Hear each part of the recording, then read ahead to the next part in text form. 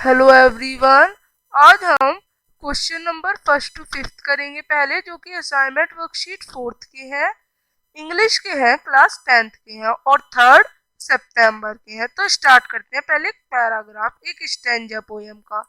The way a croak shook down on me, the dust of snow from a hemlock tree has given my heart a change of mood and saved some part of a day I had rued।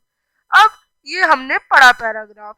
तो इसमें crow है, वो उसकी तरफ shook करने लगता है, और जो डस्ट होती है, स्नो, जो हेमलॉक ट्री की होती है, वो जो पोएट है उनके हार्ट को मूड में चेंज करती है और उनको दिन का कुछ पार्ट बचा देती है जो वो सेव नहीं कर पाते। तो इस तरह से हमने कुछ पढ़ा।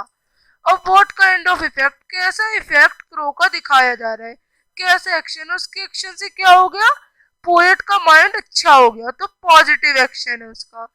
Where do you think the poet is seated, poet कहाँ बैठे थे, अंडर द ट्री, क्योंकि अगर वो शुक करेगा तभी तो उनके ऊपर हेमलॉक ट्री की डस्ट गिरेगी। तो वो कहाँ बैठे थे, अंडर द ट्री।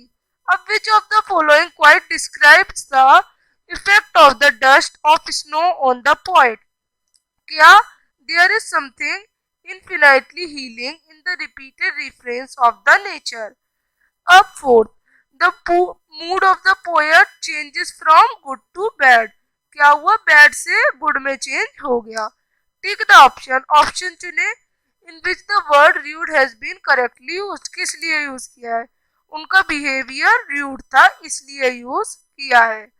अब नेक्स्ट क्वेश्चन है, अब what change the poet's mood in the poem Dust of Snow।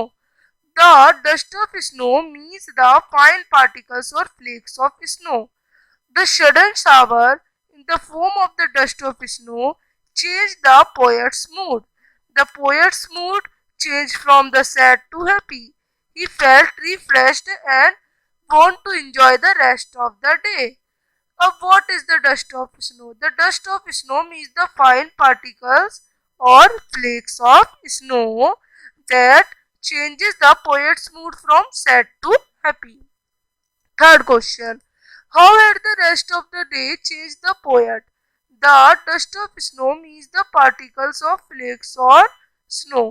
The sudden shower of the snow changes the poet's mood। The poet's mood changed from sad to happy। He refreshed and enjoy the rest of the day। तो हम first जैसा ही same answer लिखेंगे थोड़े से changes के साथ। The crow and hemlock are usually used in the negative sense, but the poet uses them differently। क्यों? First pointed to symbolize the feeling of sadness and regret, which is why he was used a hemlock tree। The crow and the hemlock tree represent sorrow, शोक दिखाते हैं। The dust of snow, पर जो dust है snow की, that is shaken of the hemlock tree by the crow, stands for joy the poet experiences।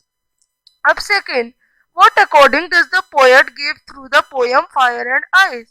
According to the poet, the world will end due to the fire। World जो है वो fire की वजह से खत्म हो जाएगा, क्योंकि सिंबलाइज करते हैं डिजायर और ग्रीडीनेस को, लालचीपन को।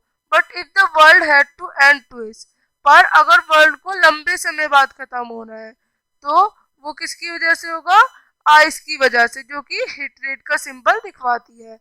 The poet that there is enough hatred in the world that is spreading among the people। Up third, in the poem Fire and Ice, the poem talks about the destruction of the earth due to certain reason। According to the frost, how will the possibly end? According to the poet, the world will end as the result of human activities। The general opinion given by the poet is that world will end in fire and ice। Fire stands for desire and greedy, while ice refer to the hatred. So इस तरह से worksheet हम करेंगे।